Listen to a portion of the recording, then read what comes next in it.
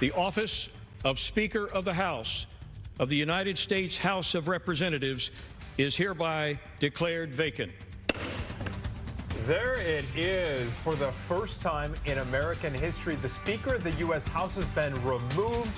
Kevin McCarthy, this is breaking within the last half hour, lost the position by a vote of 216 to 210. This effort was driven by a group of far-right conservatives led by Florida Congressman Matt Gaetz. So now the question is, how can the Republican Party come together? Will Democrats get on board with any effort to approve a new Speaker of the House? This situation really is unprecedented. The House is in recess right now as we watch what happens next.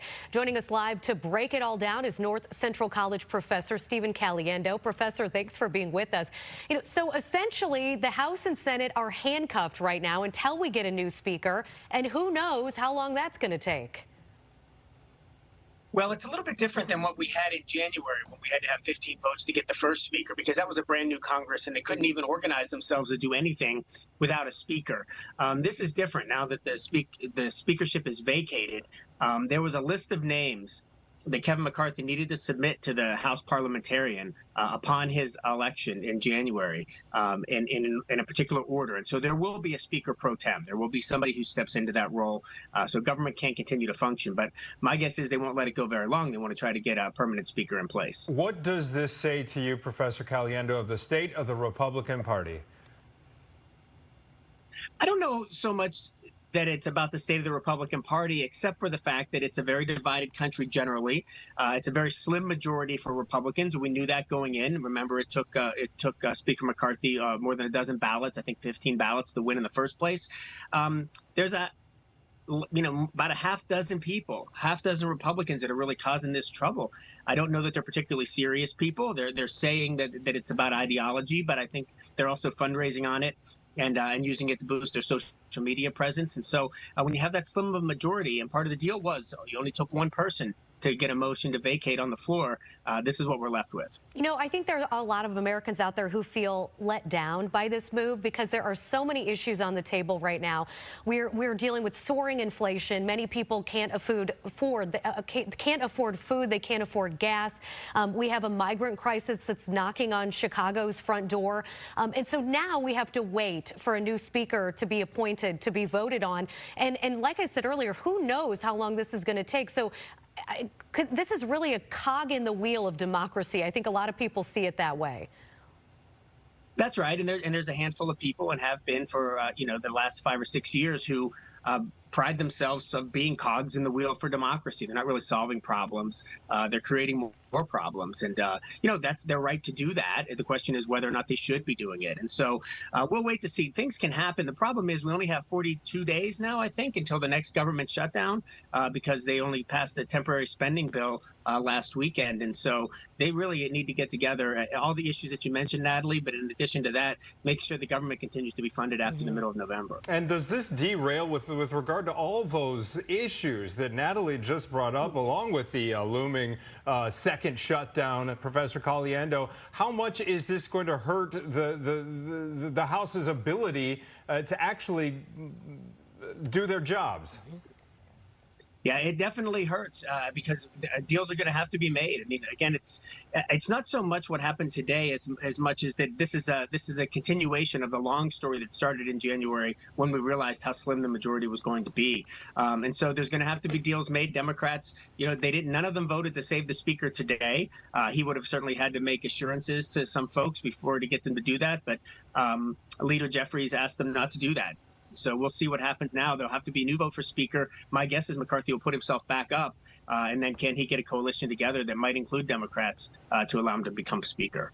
I'm sorry, that last bit you mentioned there, I was going to inquire as to the possibility. Is there any possibility that Kevin McCarthy gets reinstalled to that spot?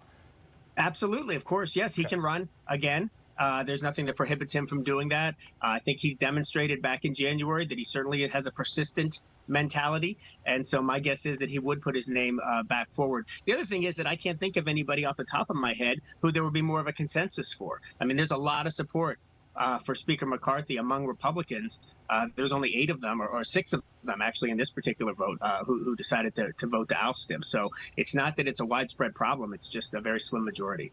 Does this help or hurt Republicans heading into the presidential election?